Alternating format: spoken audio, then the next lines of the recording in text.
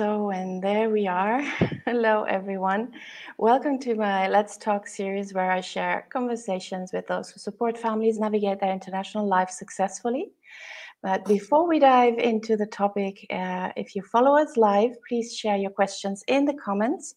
And if you watch the recordings, don't hesitate to continue the conversation in the comment section. I'm very honored now today to have Magdalena Makowski as my guest, and we will be talking about raising multilingual children in a playful way. So that should be fun. Magdalena, welcome. Hello. Hello. And please allow me to quickly introduce you. So Magdalena Makowski is a translator, interpreter, and ambassador of the Peach for Bilingual Children project. For 10 years, she taught English in her own language school and participated in bilingual upbringing of children of all ages. Now, a Polish expert living in Germany, Munich to be more precise, and a mother of a trilingual child herself, she proves that it's possible to foster the minority language and introduce a third one while living abroad. So she's a family language consultant, supporting families all over the world through online meetings, and she provides ebooks, online courses, and materials for parents and educators of bilingual children, always basing on the current research. The English translation of her book, Playful Bilingual Upbringing, is coming out soon. In her free time, she runs a blog, an educational Instagram account, and a YouTube channel in Polish. And she also organizes Polish and English playgroups in Munich for children between 0 and 3 years, right? Yes. Welcome, Magdalena. I hope, please add anything you want also during the interview, during the conversation that we are having this morning. Okay. But let's start maybe with, tell us a little bit more about yourself and your background, and also the book and Playful Bilingual Upbringing. Yes. Nowadays, I'm mostly an expert mother, and my daughter is surrounded by 3 languages on a daily basis. So my husband and I are both Polish, and this is our family language. We speak it at home. But when my husband is outside alone with Lily, then he talks to her in German. German is actually his stronger language.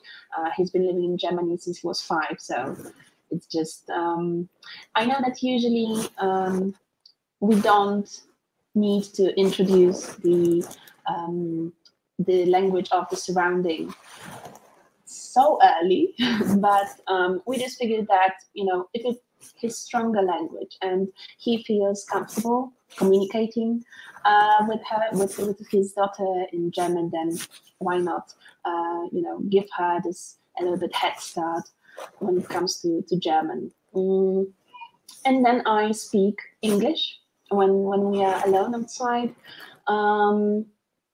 I wanted to introduce the third language also early on.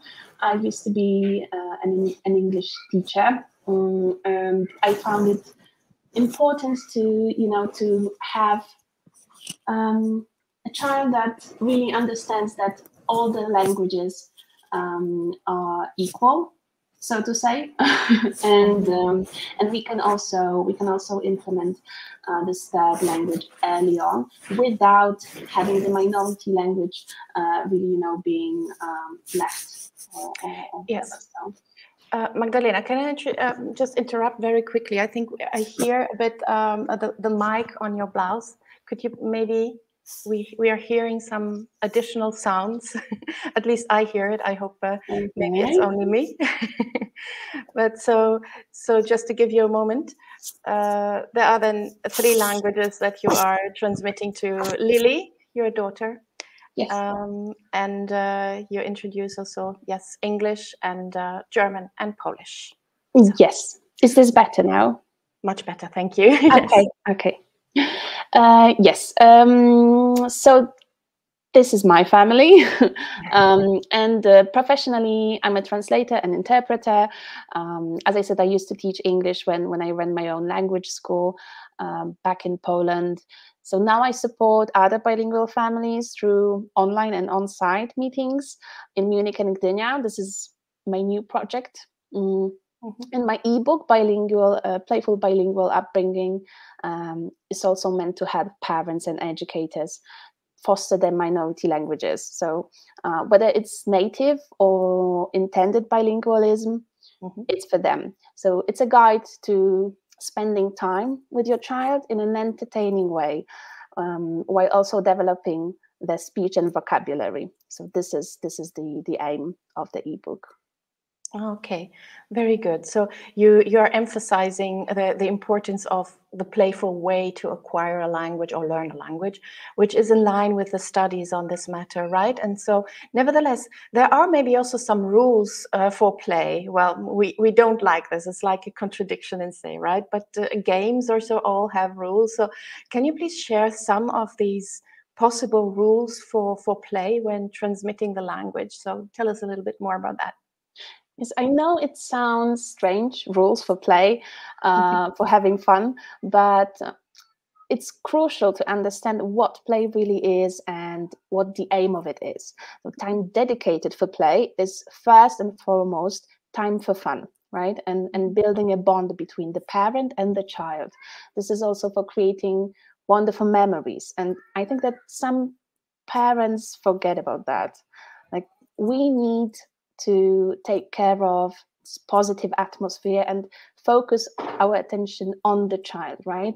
We must remember that the role of a parent is not to keep the child occupied from dawn to dusk, right? Some parents have remorse that they are not doing enough, yeah, but we all have the right to be tired and have a bad day. Then just don't force anything. And besides, taking a walk together, digging in the sandbox, looking for treasure, this is pretending even that a shoebox is a crib for a teddy bear. This is also fun, and this is no worse when it comes to supporting the child's development. Yes, absolutely. Yeah, what you mentioned now, to take actually everything that is in our daily routine and life as an input or a trigger to see it in a playful way. So to make it maybe useful for other purposes and to have fun with this, right? So Yeah. the rules would be to not see it as something that we need to do with our children. I mean, we want to connect with them. But I like that you say, well, we are also tired, and that's very normal.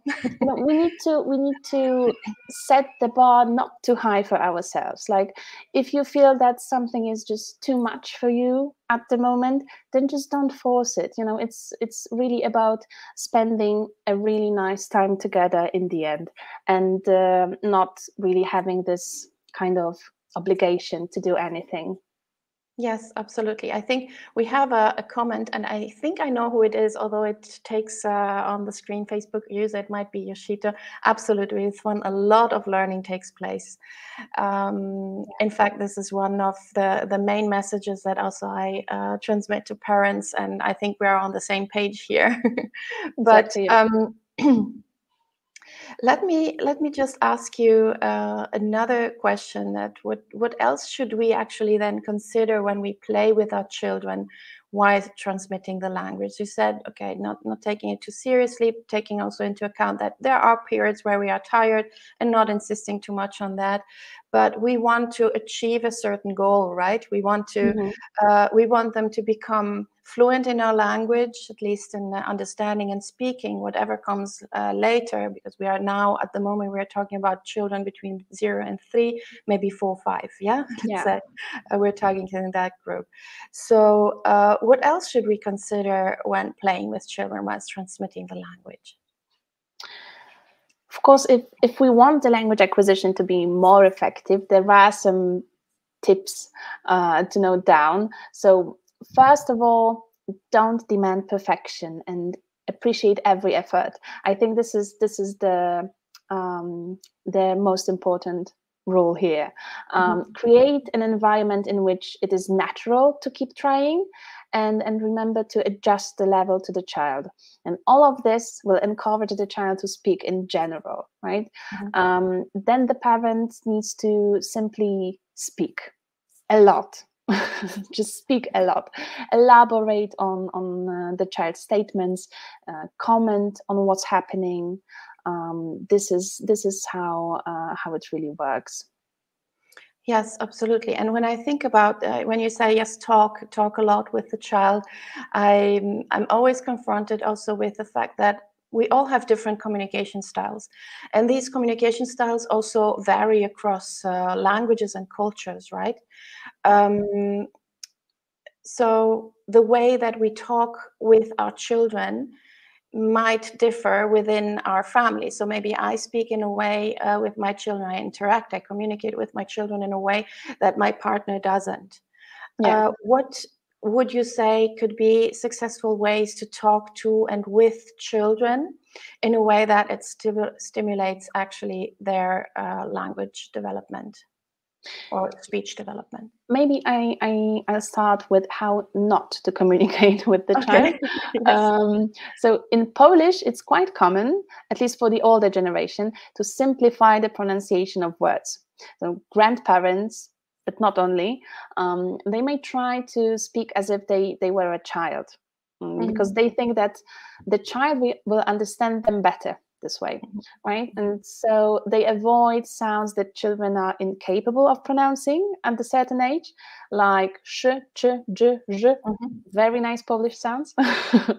And as a result, we have them say shafa instead of shafa, which means wardrobe, and it doesn't do any good. It's like this way you don't model the proper pronunciation. And ironically, children do differentiate those sounds, even if they can't pronounce them yet. So there's really no need to simplify. And then I know I've just told everyone to speak a lot, but don't overdo it. You don't want to out-talk your child. They need to have a chance to speak up as well. So let there be silence at times and give the child time to respond. And there's been research that has shown that educators give their pupils less than 1.5 seconds to respond. And this time should actually be between 3 and 5 seconds. And leaving the space after asking a question is actually essential for developing cognitive and language skills, and also for building confidence in the child. So yeah, this is something to remember. And one more culture-specific thing that comes to my mind is using gestures. In some countries, they use them all the time. We know those. And, I do. Yeah, and in others, they just not so common. But when it comes to speech and language development, they are extremely important. And studies have shown that children who use a lot of gestures early, they have more expressive vocabulary later on. And those children who early and often combine gestures and words with different meanings. So, for example, they point to a dog and say big. Those children, a few years later, will probably use more complex sentences than other children their age. So this is something to keep in mind. Yes, and I may add maybe with these gestures, so to combine the words with gestures is very important to not only foster the gestures in the child, so to share these, but always accompany them with the words, so that it's big or their dog and big or something, and then in the different languages that we have at home. So one parent says it, I don't know, in Polish, the other parent says it, I don't know, in Italian or the other languages. So yes, I completely agree with you with the gestures. I remember that also with my children and with the children I work with. Gestures are like opening a whole new world before children can or are even verbal. They can communicate things. And I have another Let's Talk episode with Roya Caviglia about baby sign language, which is amazing, and it works fantastically with multilingual children and multilingual families. But this aside, I find it very important that you point out the giving the space. So yes, I think the most critical thing is to find a balance between speaking a lot, talking a lot, giving a lot of input, and not talking, just listening. and not listening by being distracted on your phone or by looking somewhere else, but not listening and trying to understand maybe, and here we can combine the two, the gestures, the body language that the child is making, or is using to communicate maybe where they need more support. Yes, and when it comes to communication in general, I think that this and relation should always be of the highest priority. So not the language itself, right? When it comes to multilingual children, they have the language that they prefer in certain situations. So for example, they come back home from school and they don't switch immediately to their home language, and parents might be annoyed then and pretend that they don't listen, the worst of all, or they urge the child to switch the language.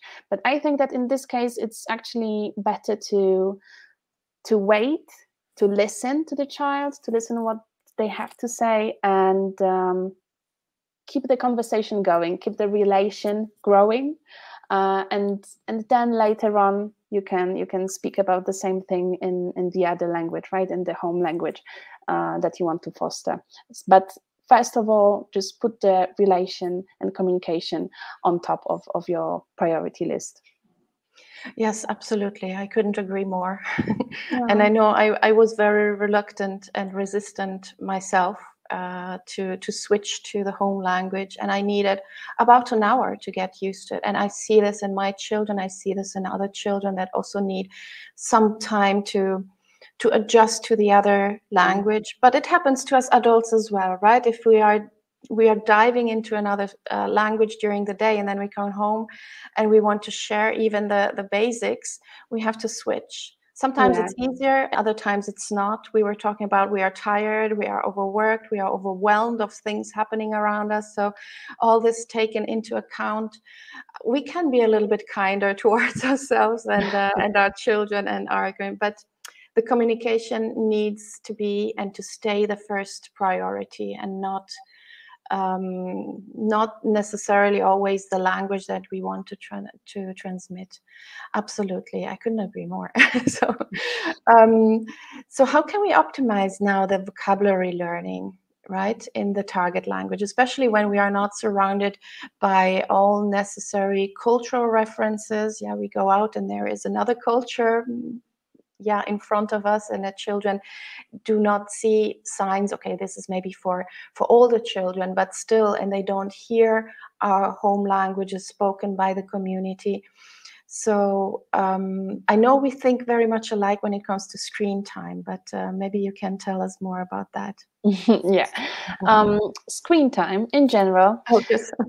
it's not the worst that can happen to a child, like most people think, at least some parents think that, but it needs to be controlled and used in the right way.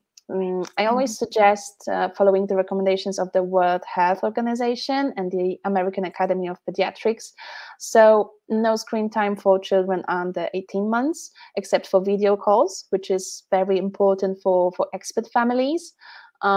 Then possible slow introduction of screen time between 18 and 24 months, but the content needs to be carefully selected. And up to the age of 5, a child should not spend more than 1 hour in front of the screen time, right, during the day. One session shouldn't be longer than 15-20 minutes. And we should also accompany the child. This is very important, right? So it shouldn't really be this time when, okay, I turn the TV on and you watch and I go and just relax or do something else. We should accompany the child, comment on what's going on, and ask questions to help the one understand the plot, right, and support their speech and language development this way. Now, when parents lack the necessary cultural references where they live, instead of turning to screen time straight away, they should turn to the old-fashioned methods, like reading books, for example, right? Also, children love engaging their senses. They love experiencing things, and then they learn best. So give the child something to touch, know its texture, smell this, bite, and it will go straight into the remember this space in the tiny head, right? And an illustrated dog will not be as attractive as the real one, because the real one can bark, obviously, and it can lick your child's fingers or the face.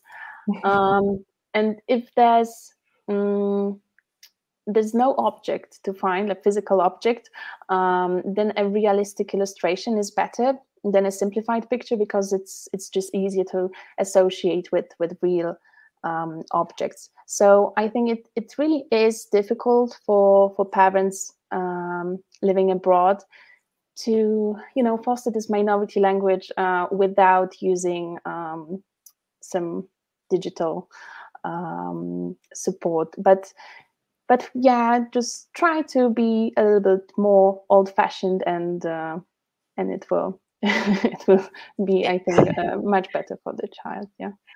Yes, maybe old-fashioned, or also going back a bit to the basics, to the things that we have around us, that we use and we talk about anyways on a daily basis. So things that we have in the house, and that we encounter on the street or in a supermarket, and to name them. Again, we come back to the speaking the whole time, but I also can understand that not only when we're tired, but also when we want not to be always in the parent talking to child mode, that it can be very tiring after a while. And then you say, I want to have an adult conversation at some point in my language again. But I know it's very difficult. I went through that for many years, but that was still, I was always thinking, okay, just think ahead of time. In 5 years, you will have other kind of conversations with your child. Your child will respond, and it will be, you cannot expect the child to just wake up one morning and just speak perfectly and in a way that everyone understands. And reminding myself about that and to be patient, that helped me a lot, at least me personally. But I would like to know maybe others who are following us, what their experiences or your experience as well, as you also have a daughter that is talking now. So yes, at first it was very different. I was alone at home, right? My husband was at work, and we don't have family here, so it was me who had to somehow work on this speech development. And at first I found it hard to speak to a baby that just can't really respond, with words. I mean, and then you just realize that words are not the only way of communication, which seems obvious, but then you just, you just see it, and it hits you. Like, if you just start talking to your child, you will see that it really does. They really do react to what you're saying, and they just, they keep it coming. And after a while, you will see the true results of your monologues. Yeah.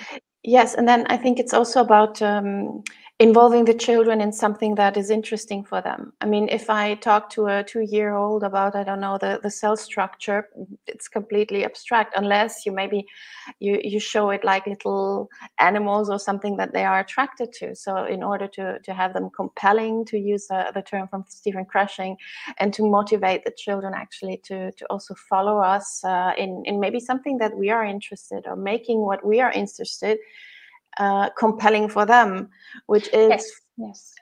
Also using, for example, just adjusting the level to the child. Like I've seen a book about physics for babies. So this is something that I was like, why would a baby need to read about physics?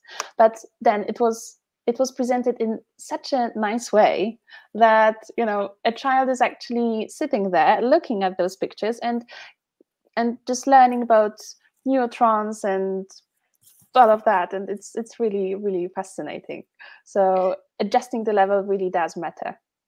Yes, and there are books about medicine, about the organs and everything in the body. If this is something that you really want to pass on, or that you like to talk with your child, or because you are a doctor or a nurse or whatever, then why not? There are so many resources out there, so we can look a little bit beyond the classical fairy tales, etc.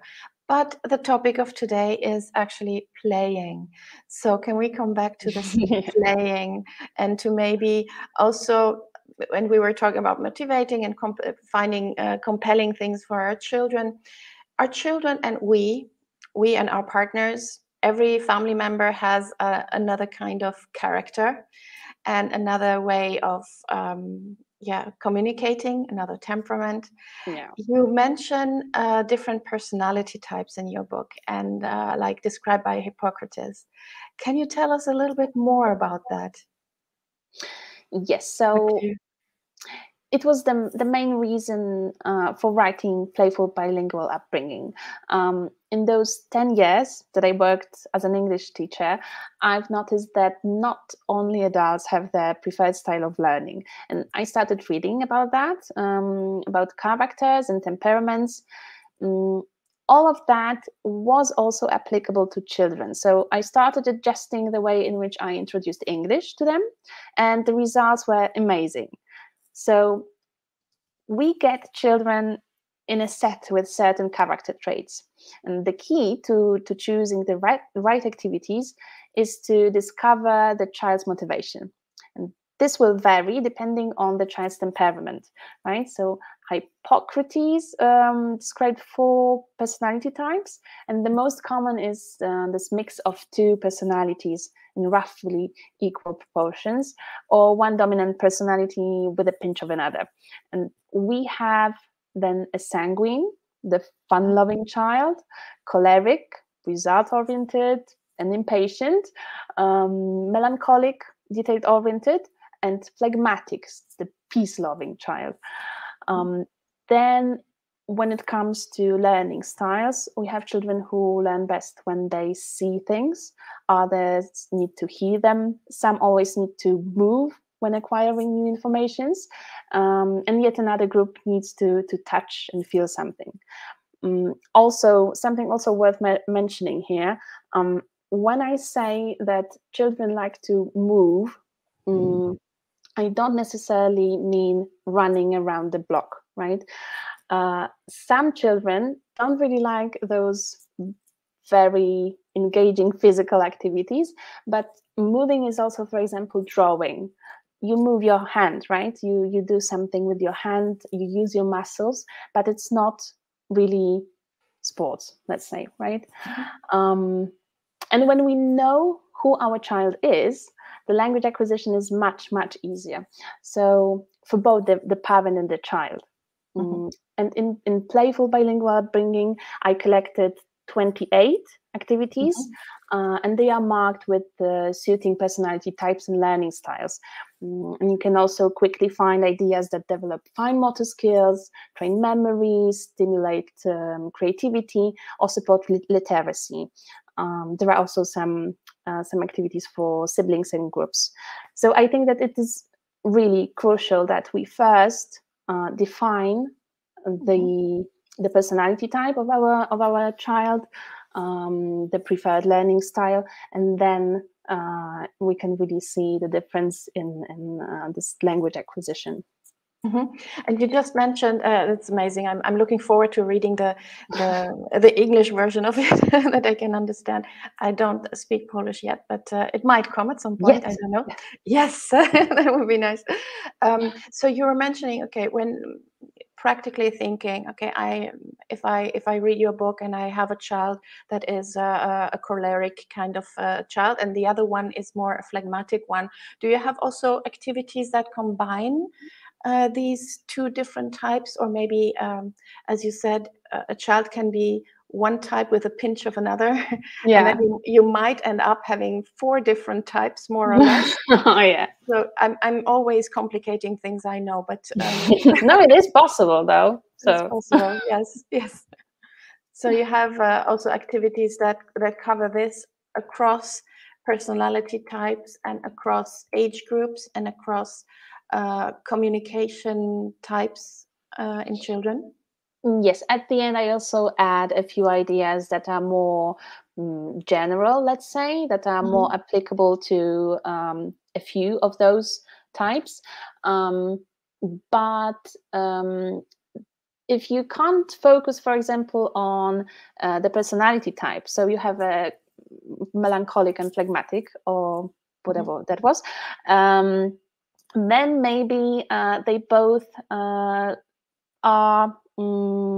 children who like hearing things, right? So then focus on the hearing part, and then maybe it would work better, right? So if you can't focus on the personality, focus maybe on the learning style and see how that goes. It's also, there are no ready kind of recipes for anything. So you need to just see how that goes and work on it a bit. But then if you find this your own method, then it will really go smoothly. So yeah. Yes, and this is amazing. Yes, and I think one can also say, well, maybe you choose a moment where both are a bit more relaxed, not too tired, or you split up. You say one parent does one thing and the other parent does the other thing with the other child, or you combine once focusing on one child and the next time for the other child. Of course, if you have 8 children, that's quite a challenge.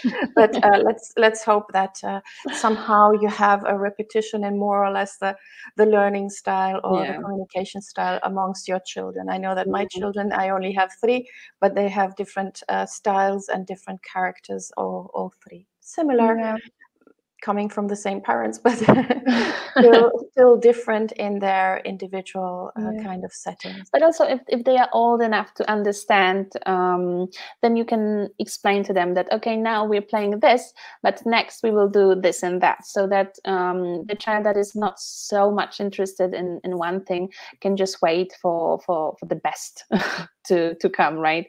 It's the same with reading books.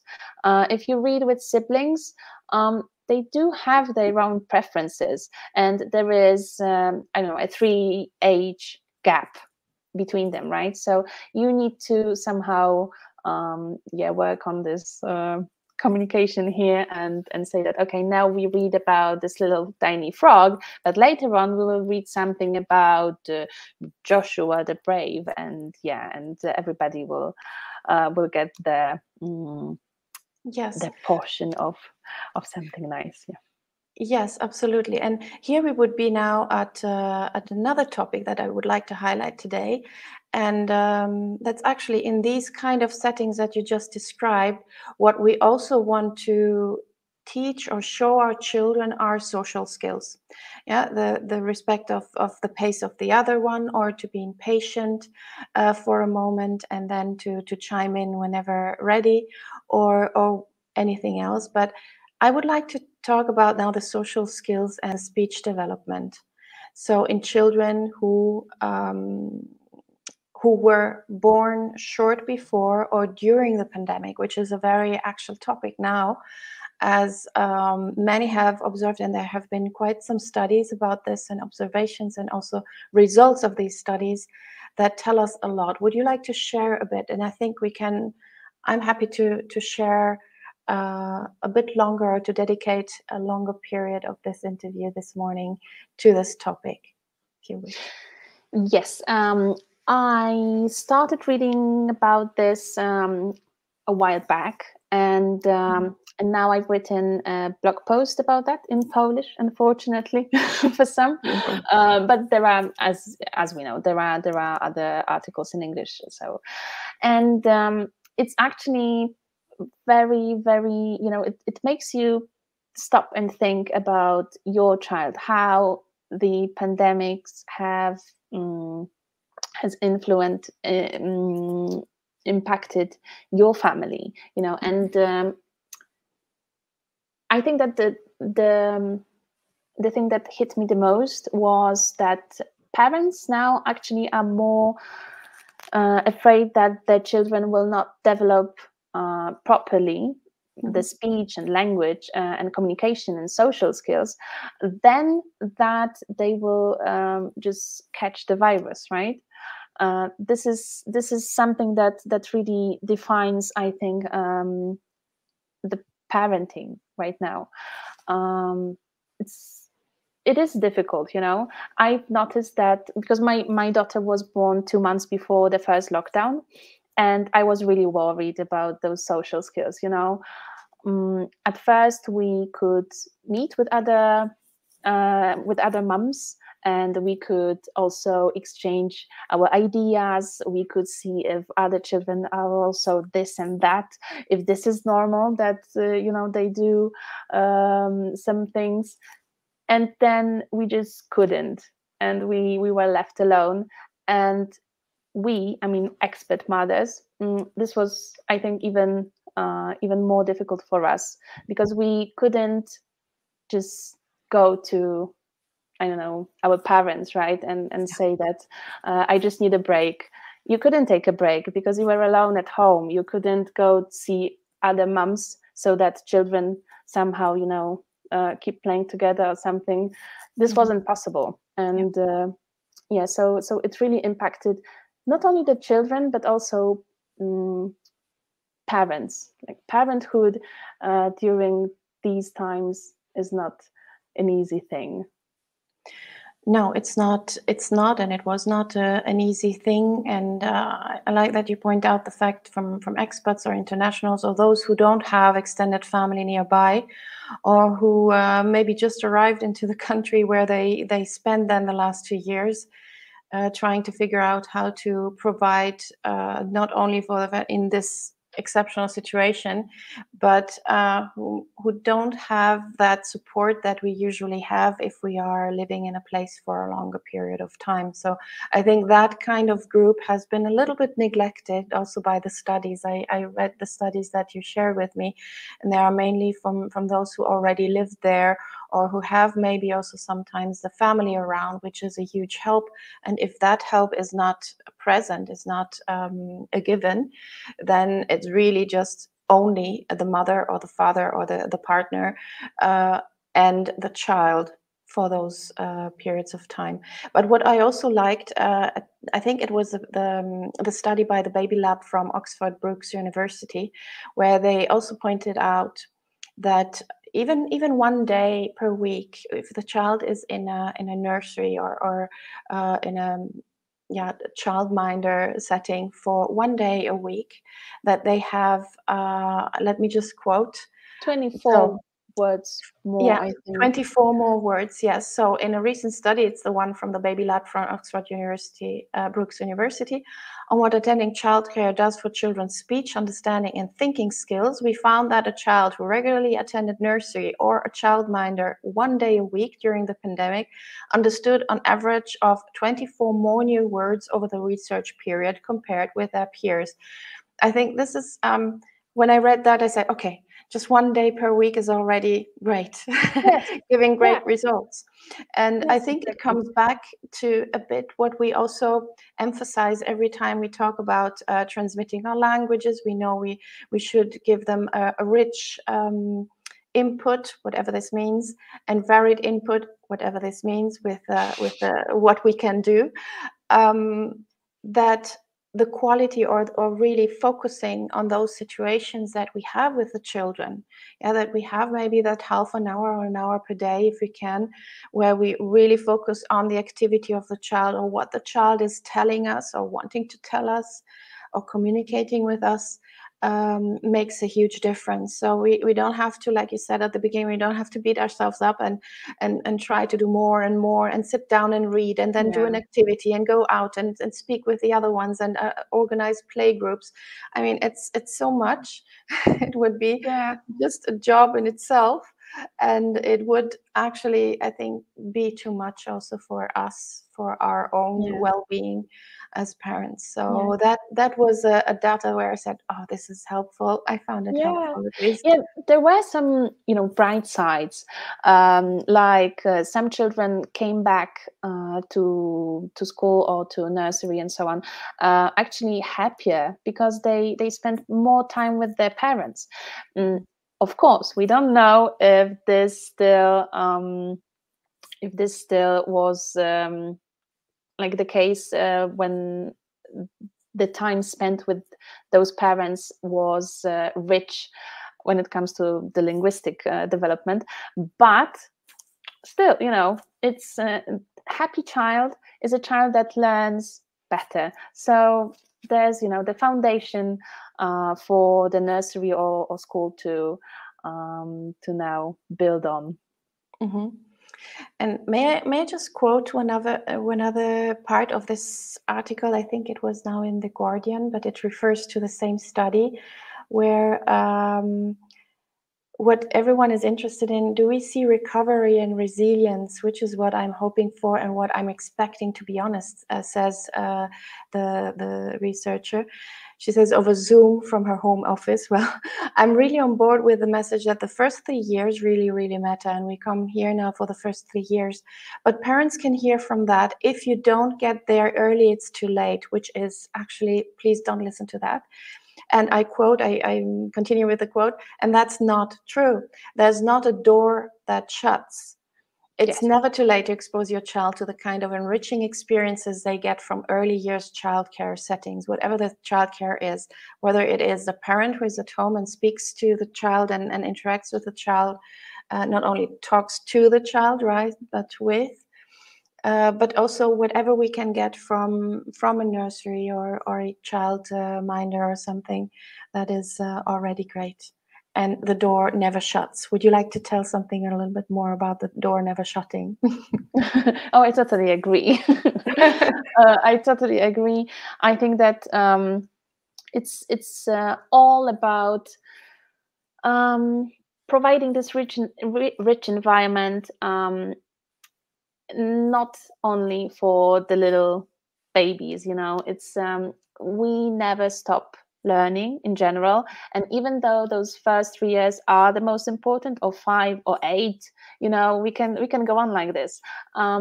We still learn even later on, and if you stop at some point, then what is there to learn from, right? Mm-hmm. We still need to provide the environment in which the child can really learn, and it doesn't stop at 3, it doesn't stop at 5 or 8. And yeah, we need to go on with that. Yes, absolutely. I'm just coming to the screen with you so we can continue this conversation. There are no further questions in the chat, but I would like to come back to the playful way of transmitting languages that you want to emphasize, and that you emphasize also in your book, and I think also the material that you have on your site. That puts play in the foreground. We are in the weekend, now today is Saturday, and parents are maybe more prone to play or to get into play mode during weekends. Would you like to share something about when to push the play button in the parents instead of maybe during the week we are so immersed into other things? It might be today. I would say it might be today. I would say whenever you feel this is the right moment. Like, as I said, if it's Saturday, but you still feel tired, I don't know, you have migraine, this is not the good time for anything. So just, if you can, then please ask another parent to take over. Maybe they have better mood, hopefully. And yes, just remember that it needs to be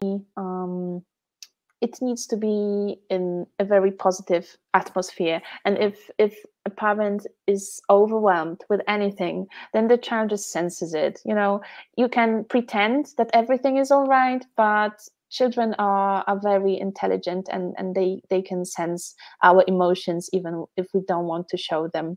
So if you don't feel like playing, just don't play, even if it's Saturday or Sunday, and you know that this is the only day that you usually do that, just don't. It will be really better for both of you to just skip this one session. And as I said, if the other parent is up for it, then great. You just need to think about right here and right now, and not, I don't know, next week on Saturday we will spend 2 hours playing. I will open playful bilingual upbringing, and we will choose an activity and we will play for 2 hours. Yeah, not necessarily. If you do, great, but yes, if you don't, it's fine. and we're back to the planning, or to having maybe some plans ahead of time and saying, okay, we are going to do this and that, and then life happens and the child is tired or maybe sick, having a cold or something. Oh, we are tired and it's not working. Yes, so exactly. this consistency, but also flexibility in everything that we're doing is actually applying also for that. But what I find always, and that I also like in this conversation and also in your approach is, and that I personally also enjoy, is that having children and having to, or having the fortune to interact with them and to communicate with them and to play with them gives me somehow a path to be a bit child myself, which I really enjoy. So when we parents get to be children again, or to not take everything so incredibly seriously, although we know several things need to be taken seriously, but there is also time, or there needs to be time for laughter and for just being silly. And I like to be silly. And I like to play around with words, with languages, and to be like, oh, I don't understand this, and then maybe my children can explain to me. So not to take everything too seriously, which is also a little bit in the semantic area of play, right? If we see play somewhere, oh, okay, I get to be not too serious with everything. Also with the rules, we were talking about rules before. Maybe we just make up new rules. If the game is usually played in a certain way, and maybe our children can suggest a way to play this game in a completely new way. Oh yes, my daughter is great at that. That's amazing to see also what open possibilities actually present themselves through play and through game. And I think I pointed this out in another post somewhere, but the importance also for play for parents, for adults, which keeps us much more flexible, which keeps us out of sometimes our comfort zone, but who cares? We can actually try out new things and become, thanks to that, even more flexible. I say even more because as multilingual parents, we tend to be more flexible than others. So this is one of the many advantages. But putting this also with the play and the gaming and this communication with our children, that should be a playful and joyful and fun way. Yes. So I think that we also need to think about our personality types, which sometimes get in the way. Like, I'm a melancholic and I really like those details, and I like rules. I like when everything is like it should be, So last time when we were at this Polish play group with my daughter, we were supposed to paint a cat, and I was really trying to paint a cat because that was the task, right? To paint the cat. And my daughter obviously can't really paint the cat yet, so I had to really shut down my melancholic side, and I needed to take a deep breath and be like, okay, this is not a cat, but it's fine. One day it will be a cat. Then I will show her how to paint it. Yes, and sometimes this is why I didn't want activities that require a lot of preparations in my ebook, because sometimes you spend so much time preparing this great fun activity and your child is like, meh, or they do it for 2 minutes and they're like, I'm done, this is not my thing. And you've just wasted so much time preparing. You were so excited about this, and it just ended up with nothing.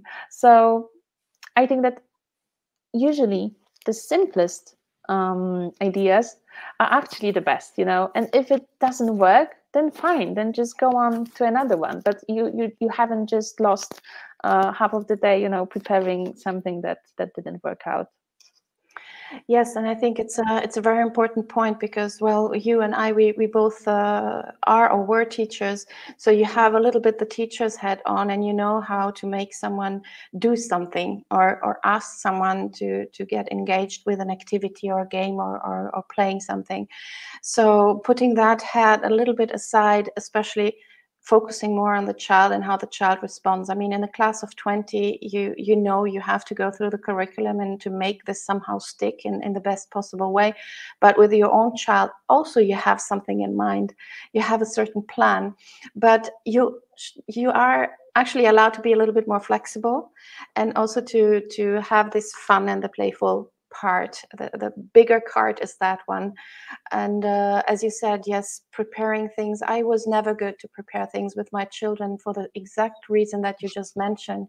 But when we were out and about, I don't know, in the woods, and we would just collect sticks and water and go into the mud and just play around and build a castle from whatever material that we would find, that was much more fun for them and for me as well, because I didn't even foresee the situation, but it just happened. Yeah. So that is something that is someone else is saying that is what happens happened more than once. I don't know what you refer to, but maybe what we are just saying, the preparation ending with nothing, probably. Yes, the preparation ending with nothing. And I find it very important what you just said, that we have to take ourselves also first, in these situations. If I am preparing something and then the child after 2 minutes walks away, I'm frustrated. I'm not in the best place. And this reflects then on the relationship with my child and the communication that I have with my child. So maybe sometimes it's doing less is more, or following the child's route and pace and interests even more. Yes. So sometimes I remember I had in mind, okay, let's just read this new book, because I was curious about the book, but they wanted just to use the book to build a house or something, but that's fine as well. Yeah, then they open it and say, oh, look, there is something interesting. At some point when I was already giving up and saying, oh, it's not going to happen today. But whenever, this is also a nice moment when we realize that maybe at some point they will come back to where we wanted to be in the first place. And that's amazing to observe and to see. Yes. True. Great. So I see if there is any question in the comments, let me quickly check. No one here. It's beautiful weather, so I think everyone is outdoors. Not surprised. But Magdalena, I hope I pronounce it right. Dziękuję bardzo. Yeah, thank you. Good. Thank you very much for taking the time. Here comes your Polish, see? Yes. You always start with a little thing, right? Obviously, yeah. You try and then you add more things. So thank you very, very much for taking the time today and to talk about this topic, to share also about your new book. We will leave the description of the book and also the links in the description of the video on YouTube. So there is so much more to say. Maybe we will talk again about some of the topics we touched today and not so in depth. So if for those who are following us live, please continue the conversation in the chat. And for those who are watching the recordings, please do the same. Let us know what your experience is and how you find a playful way to transmit your language or languages to your children. And I hope to see you back at the next Let's Talk in more or less a month. Thank you very much. Thank you for inviting me. Herzlichen Dank. Vielen Dank. Tschüss. Tschüss.